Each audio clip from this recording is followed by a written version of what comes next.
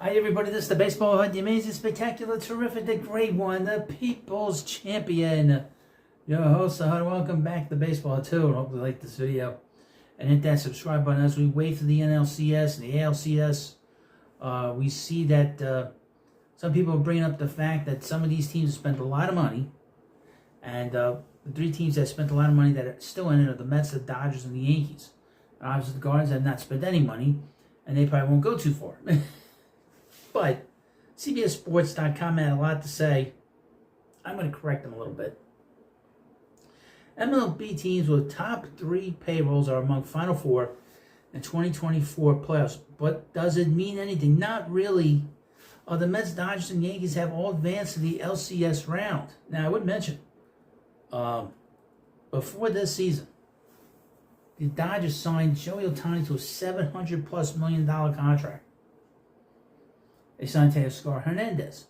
Made a trade for Tyler Glasnow. Gave him an enormous contract. Now he's hurt again. Once the Los Angeles Dodgers punched their ticket to the League Championship Series, payroll figures started circulating very heavily on social media as they joined the Mets and Yankees in the bracket. In this, a major professional sport, salary cap, the narrative was going to be popular. MLB teams have to spend to win. After all, just look at the remaining teams fighting for the piece of metal World Series trophy. Here's how they rank in the final 2024 payroll.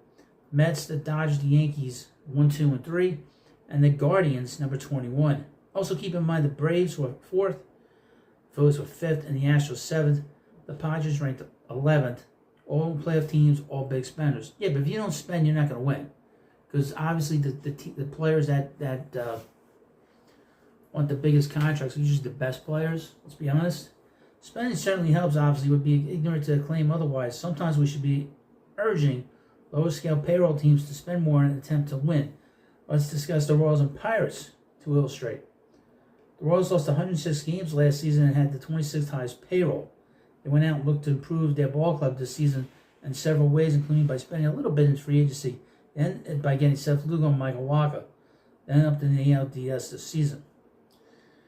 The Pirates were 76 and 86 last season and playing in a division in 2024 that so many people thought would be wide open. They went from 28th in payroll to 25th. They went 76 and 86 again. Spending more isn't the only thing, though. Look at the Mets. Yes, they have the top payroll in baseball. More than $56 million of that is dead money. That's right. To Max Scherzer, Justin Verlander, and James McCann.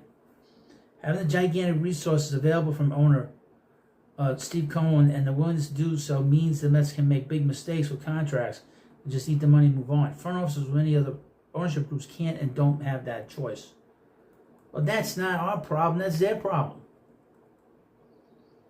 I mean, let's be frank. The Brewers ranked 20th in payroll and were the number 3 seed in the NL. The Royals and Orioles faced each other in the playoffs. And I would mention about the Orioles.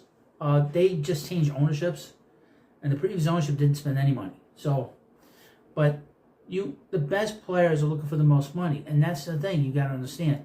Now, the Met payroll is probably going to go way, way up in the offseason. They're going to be competing hard for Juan Soto, depending on how their season finishes.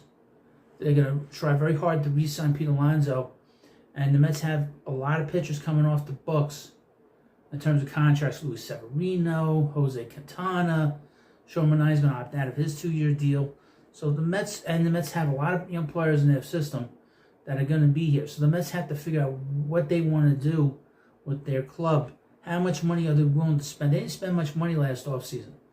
And they were able to get to the LCS. So you got to spend the money wisely.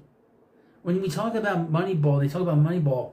You have to, Moneyball is getting the most money out of a player, getting the most value out of a player. That's what Moneyball is about.